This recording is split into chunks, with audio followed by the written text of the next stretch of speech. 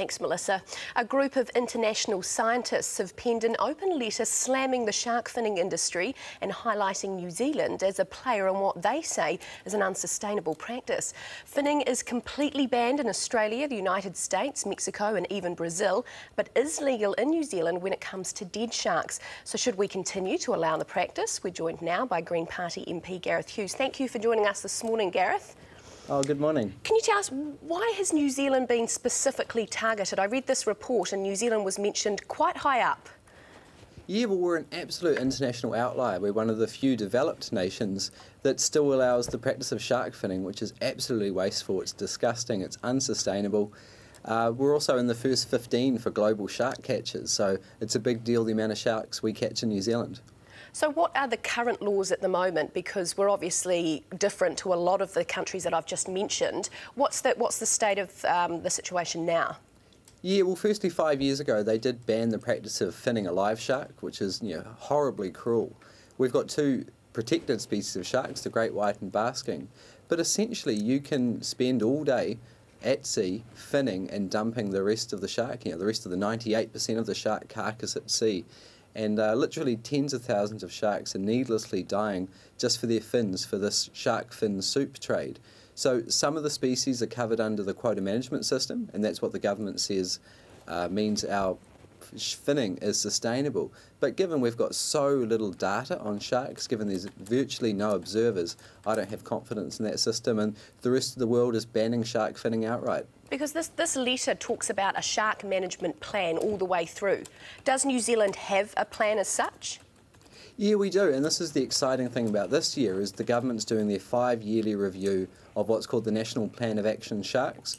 So I think you'll see a huge campaign later this year when the government announces their proposals, because this is the year to ban shark finning, to move into the international norm, and we could be literally protecting tens of thousands of sharks from a needless death. Why do you think it's taken so long for New Zealand to get with this program? I'm not sure. I think we've got this approach that our quota management system was world leading once and we've rested on our laurels. I think sharks sometimes could do with better PR. That's one problem. But look, successive governments haven't acted. Nick Smith in opposition called it abhorrent, but then the government hasn't acted since they got elected. So I've been talking to the Minister of Fisheries about this. I'm hoping we can see action. And I guess when that proposal comes out in August, September, it's going to be important for Kiwis to send a message to the government that, look, we shouldn't be finning and there's huge risks to our sustainable fisheries brand. And you mentioned the shark fin soup. I remember not so long ago there were a lot of people protesting outside an Auckland restaurant, I think, against the shark fin soup. Is that still the major market here we're talking about? Yeah, because as the Chinese economy's boomed over the last 10 years, demand for this very high status and very expensive product has gone through the roof. The shark fin soup trade is now a billion-dollar industry.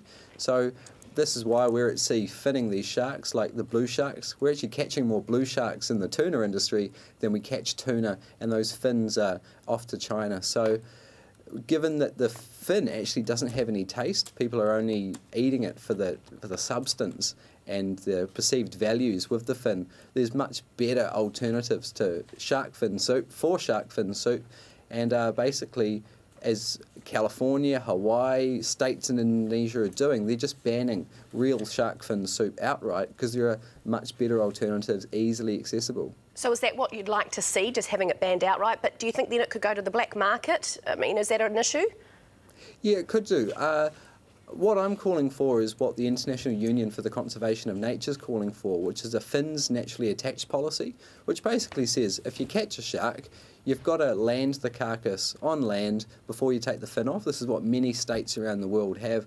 It acts as a disincentive to spending all day just finning, filling up the hold with the small but expensive fins. But it also means the monitoring and the observation can be carried out a lot more effectively and cheaply. Whether we should be banning real shark fin soup in New Zealand, I'd support that, but the big call is just to change our policies at the government level. Well, we'll certainly be watching to see the shark management plan and see what happens with that. Gareth Hughes, thank you for joining us this morning.